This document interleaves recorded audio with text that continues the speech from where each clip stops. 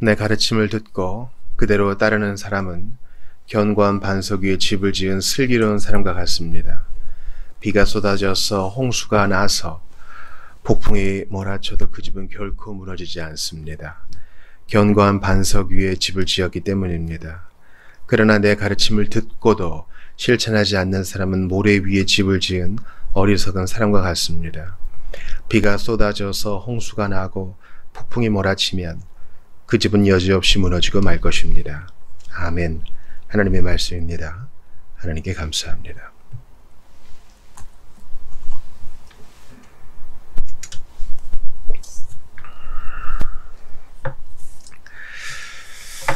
오늘 본문은 어제 본문과 같은 맥락이라 할 수 있습니다.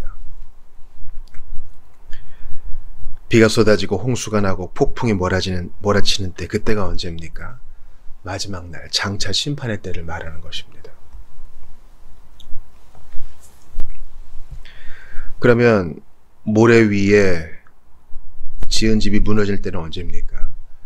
그리스도를 믿지 않고 복음을 거절한 이가 마지막 심판 때에서 정죄를 받는 것을 말하겠죠. 또 견고한 반석 위에 집을 지은 자, 누구를 말하겠습니까? 바로 그리스도를 믿고 믿음대로 행하려고 했던 하나님의 자녀, 하나님 백성을 말하는 것일 것입니다. 그러니까 여러분, 우리 예수님이 이 주제를 얼마나 중차대하게 여기시는가를 생각해야 돼요. 그러니까 이걸 계속 반복하시는 것입니다. 여러분, 유다를 생각해 보세요. 가룟 유다 말이에요. 가룟 유다는 예수님이 처형당하기 직전까지 공식적으로 사도였어요. 예수님이 제자였다고요. 결국은 어떻게 드러납니까? 그는 마귀였음이 드러났습니다. 그는 사도인 척했으나 사도가 아닌 자였습니다. 예수님이 불렀는데 응답했는데요. 맞아요. 거룩한 소명에 응답하는 것처럼 보이고, 유다는 또 예수님의 전도 여행에 동참해서 귀신도 쫓아내고 기적도 행하고 그러지 않았습니까? 쟤들이 흥분하잖아요. 우리가 주의 권능으로, 주의 이름으로 병도 고치고 귀신도 쫓아냈나이다. 또 직분도 맡았잖아요. 돈꾀, 회계라고요. 없으면 안 되는 사람. 마태가 있었는데 유다가 있어요. 재능도 있었던 거예요. 그렇죠? 돈을 아무한테나 안 맡기니까 좀 믿음도 받았겠죠. 근데 그의 결국은 뭡니까? 마귀였어요. 그는 모래 위에 집을 지은 사람이었어요. 그러니까 이런 일을 당하기 전에 그는 손을 썼어야 됐는데 안 했던 거죠. 어떤 분들은 날 때부터 그렇게 멸망제로 예정되었는데요, 이렇게 얘기하시는데, 그러면 우리한테 아무 교훈이 없어요. 본문에서 예수님은 무엇을 얘기합니까? 이런 일이 생기기 전에, 마지막 심판의 때가 이르기 전에 바람이 불고 홍수가 나고 창수가 나고 그런 일 벌어져서 어떻게 손 쓸 수도 없이 되어 모래 위에 지은 집이 무너져 내리기 전에 너희들은 조치를 취해야 한다. 그 조치가 어제 말한 바 바로 자기 검토입니다. 자기 기만에 빠지지 않도록 자기 검토하는 거예요. 유다는 생각했을 거예요. 나는 이 사람의 제자다. 유다는 생각했을 거예요. 나는 예수가, 나의 스승이 이스라엘의 나라를 재건하면 한몫 차지할 것이다. 지금은 돈깨를 맞지만 그때는 재무부 장관이 될 수 있을 거야. 그는 자기 기만에 빠져 있었어요. 예수님 말씀하신 것을 3년 동안 듣고도 그 본의를 깨닫지 못했습니다. 우리 안에서도 이런 일이 있을 수 있어요. 예수님께서 이런 일을 허용하셨죠. 예수님이 유다가 자신의 팔자인지 왜 모르셨겠어요? 그럼에도 불구하고 데리고 계셨던 것은 우리에게 교훈을 주기 위함이셨어요. 그에게 배반 당해 주신 거죠. 당하신 것은 우리에게 교훈을 주기 위함이라는 것이죠. 알곡과 가라지가 같이 있습니다. 교회 안에 앉아있다고 해서 다 신자가 아니고, 교회 안에 앉아있다고 해서 다 같은 믿음을 공유하는 것이 아니고, 그 중에는 거짓 교사도 있고, 또한 우리에게 속한 같은 양이 아닌 이들도 있어요. 그러니까 이 말씀을 듣고 누군가 살펴보자, 뭐 색출하자 이래서는 안 되고요. 자기를 돌아보냈으면 돼요. 자기를.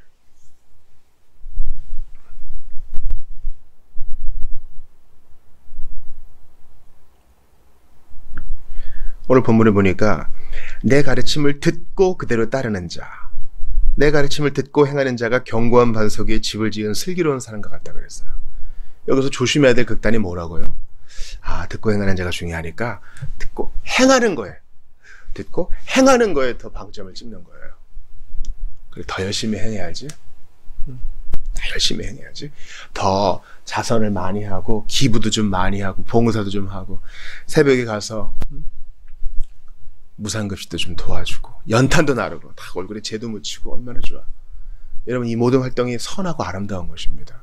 그런데 예수님 말씀의 그 본뜻을 왜곡해서 나는 견고한 반석 위에 집을 지을 테야 하면서 행함에만 치우친다 하면 안 되겠죠. 이건 예수님 말씀하신 바가 아니에요. 우리는 68장을 같이 보고 있는 거예요. 행함으로는 절대 슬기로운 사람, 반석 위에 집을 지은 사람 될 수 없어요. 왜냐면 산상수훈에 대한 우리의 첫 번째 반응이 뭐라고요? 절망이거든요. 절망. 저는 못합니다. 회심하는 자는요, 깊은 절망을 경험해 봤어야만 돼요. 뭡니까? 나의 죄 문제로 인해서 몸부림을 쳐봐야 된다고요. 인간 실존의 깊은 절망. 안 되는구나. 어제도 말씀드렸지만 이걸 너무 급하게 결론 내리면 안 돼요. 이걸 배워서, 익혀서, 공부해서 배운 거기 때문에 회심으로 인한 그전 고통, 갈등 이렇게 쉽게 답을 내면 안 돼요. 답을 알고 있다 손 치더라도 자신을 돌아봐야 됩니다. 정직하게 여기 직면해야 돼요. 그래서 산상수훈을 행하고자 하는 사람은 내가 이 중 하나도 할 수 없다는 것을 알아요. 마음이 가난한 사람은 복이 있다 그랬는데 내 마음은 가난하지 않아. 하나님을 열망하지 않아. 마음이 청결한 사람은 하나님을 볼 것이라 그랬는데 나는 그렇지 않아. 모든 사람이 다윗이 고백한 것처럼 죄 중에 잉태되었기 때문에, 내 어머니가 나를 배웠을 때부터 나는 죄인이었기 때문에 죄인이 죄를 낳는 것입니다. 본질상 진노의 자녀라는 것을 우리는 알아요. 인정하지 않을 뿐이지.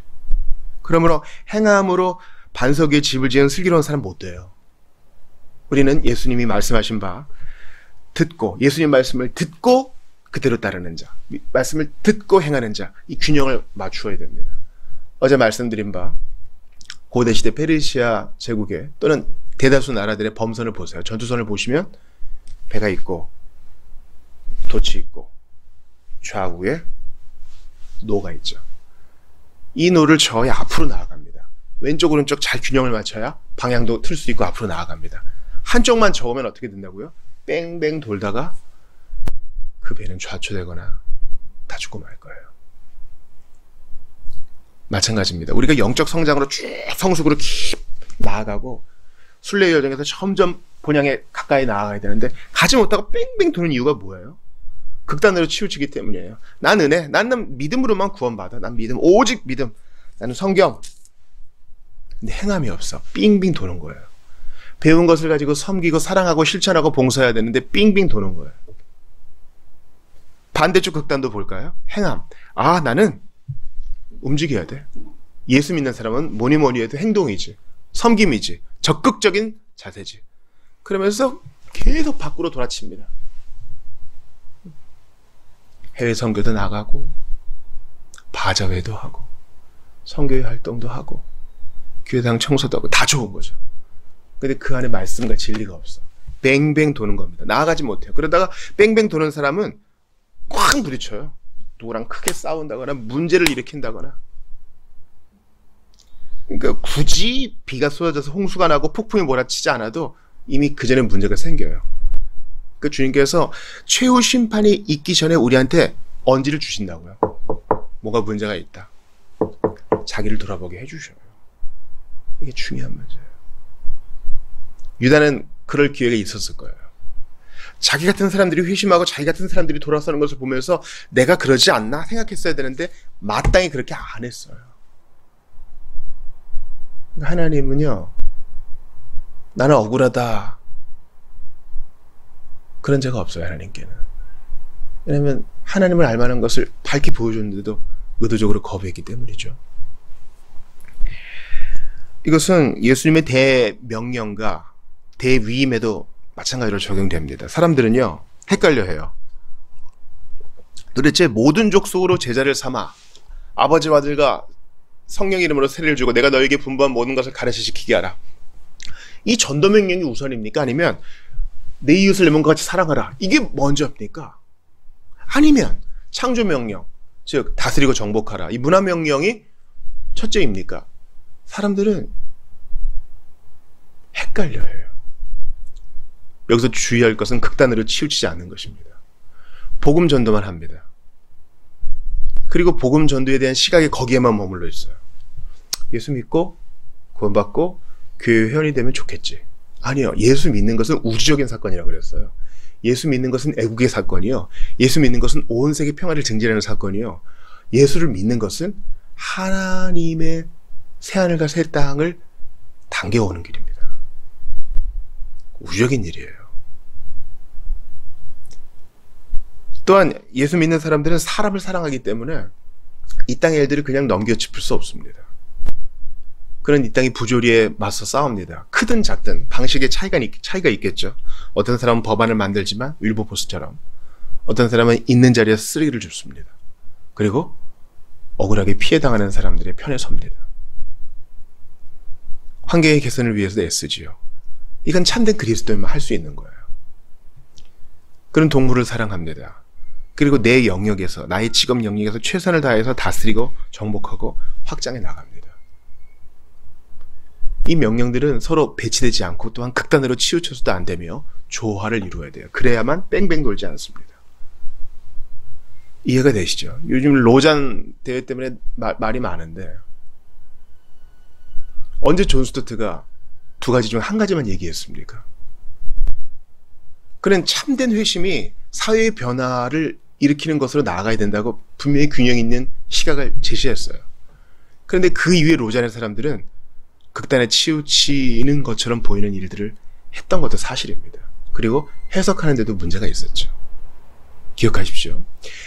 하나님의 말씀을 듣는 것과 그 말씀을 듣고 행동하는 것은 떨어질 수 없고 떨어져서도 안 돼요. 참신자는 반드시 듣고 행하게 되어 있습니다. 아니라면 그런 문제가 있는 것이요, 끝까지 돌이키지 않으면 그런 유다와 같은 자가 될 것입니다. 그러기 위해서 어떻게 해야 됩니까? 견고한 반석 위에 집을 지어야 됩니다. 모래 위에 집을 지으면 안 됩니다. 어떤 공사든 마찬가지로 기초가 중요하죠. 바울이 말합니다. 이 기초는 바로 그리스도니 예수 그리스도에 대한 분명한 신앙 고백과 그분을 아는 지식 위에 우리의 믿음을 세워야 하는 것입니다. 아무리 행함과 섬김과 봉사가 중요하다 해도 그리스도를 아는 지식보다 앞설 수는 없어요. 제가 그리스도를 아는 지식이라 그랬지 어떤 성경 구절과 성경 지식이라고 얘기하지 않은 것을 기억해 주세요. 제가 한번 어떤 수련회에 참석한 적이 있어요. 성경 퀴즈대를 준비했는데 만점짜리가 있어요. 뭘 물어봐도 다 알아요. 우리가 다 놀라죠. 그러나 그것 자체가 그 사람의 성장과 성숙을 드러낼 수는 없어요. 그리고 어떤 면에선 그렇게 바람직하지 않을 수도 있어요. 성경 봇이 될 수는 있는데, 성경 로봇이 될 수는 있는데, 성경 컴퓨터는 될 수 있는데 회심의 감동이 없다면 그것은 헛것이 될 거예요. 그러니까 저는 가급적 그런 대회를 안 하기를 바랍니다. 잠언 3장 14, 15절을 보세요. 이는 지혜를 얻는 것이 그 은을 얻는 것보다 낫고 그 이익이 정금보다 나음이니라. 지혜는 진주보다 귀하니 네가 사모하는 모든 것으로도 이에 비교할 수 없도다. 가장 귀한 우리의 진주, 그것이 지혜인데 이 지혜는 바로 그리스도를 나타내죠. 어느 날 농사를 짓다가 땅을 파다가 고급 진주를 발견했으니 자기 돈을 다 들여가지고 그 땅을 사고 그 보석도 얻는 것처럼 우리가 최우선순위로 삼아야 될 것은 견고한 반석 대신 우리의 기초 예수 그리스도를 아는 지식입니다. 체험적으로 아는 지식이에요. 신학책을 아무리 읽어도 그분과 개인적인 교통이 없다면 모두 헛수고입니다. 우리가 학문적으로 깊이 나아갈 수 있죠. 여러분, 신학적인 지식이 재미있어요. 즐겁다고요. 보람도 있고요. 근데 거기에 속으면 안 돼요. 과연 내가 이대로 실천하는가? 그리고 이 주장을 펴낸 선진들처럼 분투하는가? 편안한 환경에서 책이나 읽으면서 지식에만 만족한다면 우리는 견고한 반석과는 관련이 먼 사람일 수 있는 것입니다. 그러므로 늦기 전에 자기를 검토하고 나의 반석과 기초가 어떠한지 돌아봐야 돼요. 모래 위에 집을 짓는 사람은 급합니다. 빨리 짓고 싶어요. 그래서 일견 두 집이 있죠. 견고한 반석 위에 지은 집과 모래 위에 지은 집, 일견 보면은 비슷해. 오히려 모래 위에 지은 집이 더 좋을 수 있어. 인테리어가 끝내주거든요. 좋은 외장재로 착 마감했거든요. 기초는 눈에 안 보이니. 그러나 다 드러나게 되어 있습니다. 지금 이제 여름이고 곧 장마가 질 거거든요. 비가 온다고요. 1년에 대다수의 강우가 이때 내리잖아요. 대부분의 강우가 이때 내릴 때 이제 진짜가 드러나는 거예요. 하자가 있는 집은 물이 뚝뚝 새고 바닥이 기우뚱하고 배관에 균열이 있으며 문제가 생기는 거죠. 그때가 이르기 전에 자기를 부지런히 검토하여 하나님이 기뻐하시는 사람, 마지막 심판대에서 칭찬되는 사람이 되어야 할 것입니다. 그러기 위해서 우리는 이 기초를 쌓는 일에 그 어떤 중요성을 많이 부여한다 해도 지나치지 않을 것입니다. 건물을 지을 때 보세요. 어제도 제가 신방을 했는데 한 지체의 집 옆에 또 다른 건축을 하더라고요. 근데 제가 몇 주 전 본 그 상태 같아요. 계속 파고 있습니다. 계속 중장비가 있어요. 포크레인이 있어요. 기초 쌓는 일이 그렇게 중요해요. 안 그러면 집 무너지고 안에 있는 사람의 생명에 지장이 생기죠. 일단 기초를 쌓으면 순식간에 올라갑니다.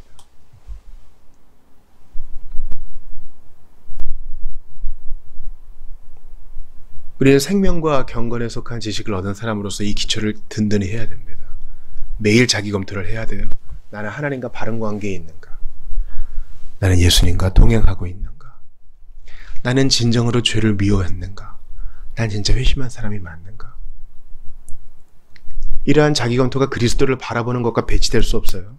예수님을 바라보고 그분과 대화하며 그분과 교제하고 그분께 기도하다 보면 자연스럽게 나를 돌아보게 돼 있어. 그걸 외면하지 마세요.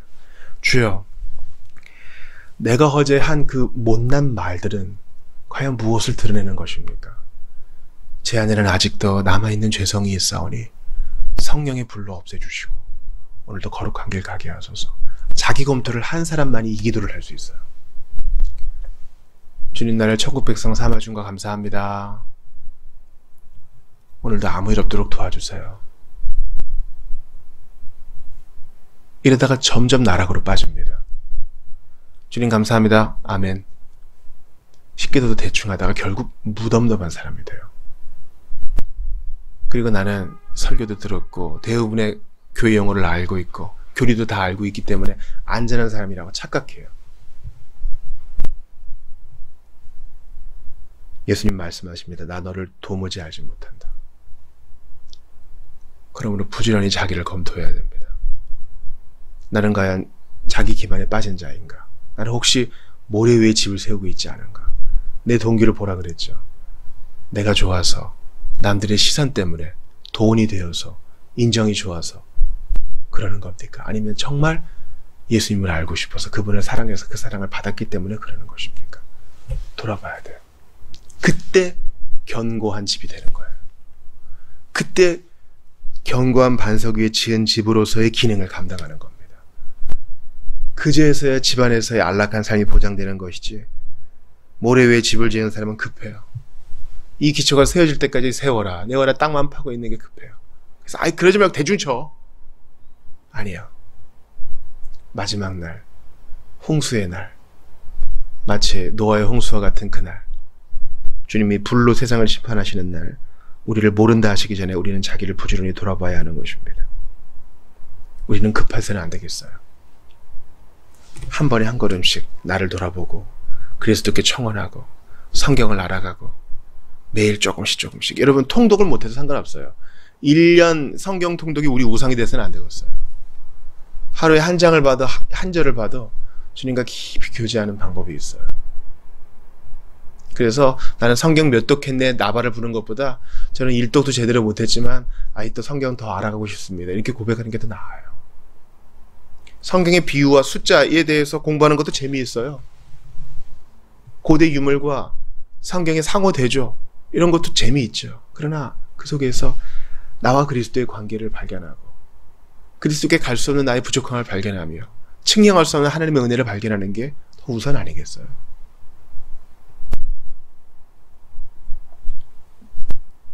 그러므로 여지없이 집이 무너지기 전에 자신을 돌아봅시다. 홍수가 나기 전에 비가 조금 내릴 수도 있잖아요. 그때 비가 새요. 빨리 보수해야죠. 홍수 나기 전에 잠깐 비가 소나기가 내렸는데 집이 흔들거려요. 그럼 어떻게 해야 돼요? 여태까지 지은 거 아까워하지 말고 다시 시작하면 되는 거예요. 아주 큰 보수를 감당해야 되는 겁니다. 모든 세간을 다 날리기 전에 주께서 깨닫게 하시는 때가 있거든요. 그때 1초도 지체하지 말고 주께 돌아오시기를 주의 이름으로 축원합니다. 부탁을 드립니다. 난 괜찮아. 나 잘 가고 있어. 유다도 그랬어요. 나 사도야. 귀신 쫓아냈다고? 기적도 봤어? 아니요. 많은 사람들이 돌아오는 거 내가 잘해서 내가 하나님의 사람이어서 라고 착각하면 안 돼요. 유다는 그랬어요. 우리는 그러지 맙시다. 다른 거 필요 없어요. 다 나의 교회적 배경, 내가 여태까지 했던 신앙 체험들 다 뒤로 하고 나와 예수님과의 관계에 진전이 있는가, 깊이가 있는가, 진정성이 있는가 돌아보는 견고한 반석에 집을 지어 나가시는 여러분 되시기를, 극단으로 치우치지 말고 올곧게 순례길에서 전진만 하시기를 주의 이름으로 축원합니다. 우리를 위해서, 죄인을 위해서 아낌없이 피 흘리신 예수님께서 반드시 도와주실 것입니다. 듣고 행하시는 여러분 되시기를 주의 이름으로 축원합니다.